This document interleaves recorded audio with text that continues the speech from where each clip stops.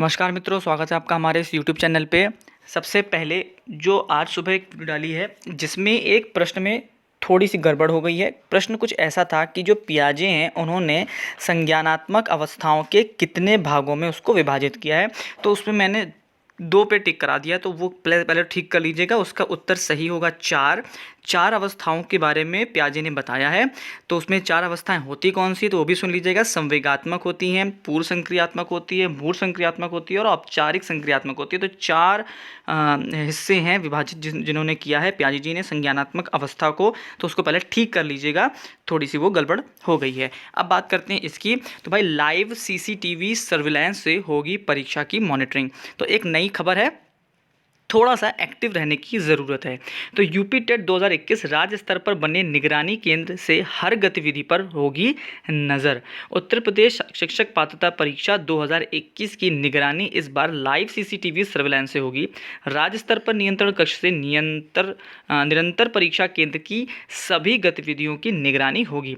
साथ ही परीक्षा केंद्र पर केंद्र व्यवस्थापक, नामित पर्यवेक्षक एवं स्टैटिक मजिस्ट्रेट को भी कैमरा युक्त मोबाइल स्मार्टफोन ले जाने की अनुमति नहीं होगी।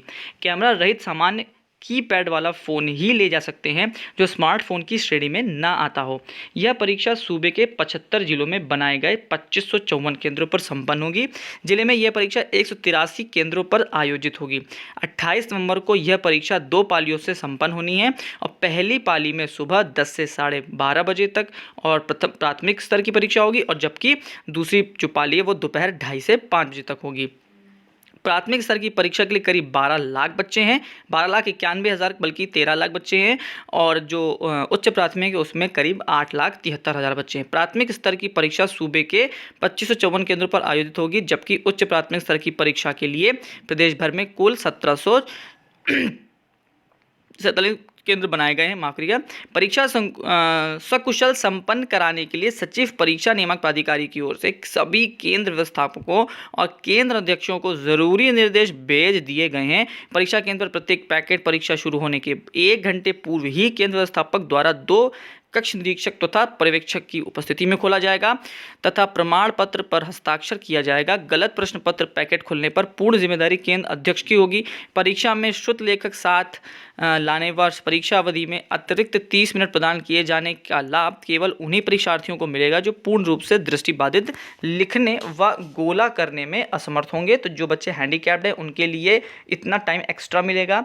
30 मिनट के अतिरिक्त समय के लिए परीक्षार्थी को परीक्षा तिथि के पूर्व केंद्र व्यवस्थापक को इस आशय का प्रत्यावेदन सुसंगत अभिलेखों से सहित प्रस्तुत करना होगा। मतलब अगर आपको ये टाइम चाहिए तो जो हैंडीकैप्ड बच्चे हैं अगर उनको एक्स्ट्रा टाइम चाहिए तो उसके लिए आपको पहले से सूचना देनी पड़ेगी, तभी वो व्यवस्थाएं आपके लिए पूरी की जा सकेंगी। तो याद रखिएगा, अब की बार क्या होने वाला है, लाइव सीसीटीवी से मॉनिटरिंग होगी। तो होता क्या है, क्योंकि आप लोगों को नहीं पता होगा कि इसका मतलब क्या है, तो बताता हूँ मैं आपको। इसका मतलब ये होता है कि जो भी जहाँ पर भी इसका सेंटर बनाया जाता है, मेन जो सेंटर होता है, वहाँ से रैंडम वो किसी भी जो आपका सेंटर है उसके किसी भी कैमरे को वो ओपन करके चेक करते हैं। अगर कहीं पर भी उनको लगता है कि कुछ गड़बड़ चल रही है या फिर कुछ भी हो रहा है तो वो सीधे उस मजिस्ट्रेट को या फिर जो अध्यक्ष होता है, जो भी वहाँ का मेन बंदा होगा, उसको सीधे कॉल करके उस सेंटर पर जांच कराई जाती है, और अगर गलत पाया जाता है तो उस सेंटर को सील भी किया जाता है। तो ऐसा होता है कि कभी कभी कुछ बच्चों की वजह से वो पूरा सेंटर तक सील करना पड़ जाता है, क्योंकि बहुत सी परीक्षाओं में ऐसा हुआ है। तो ज़्यादा आगे पीछे अगर आप होंगे तो लाइव आपको देखा जा सकता है, और आपको लाइव ही उसी वक्त आपको उठा के आपका पेपर भी आपसे छीना जा सकता है। तो प्लीज़ ध्यान रखिएगा, कोई भी आगे पीछे के चक्कर में अपना पेपर मत बर्बाद कर दीजिए।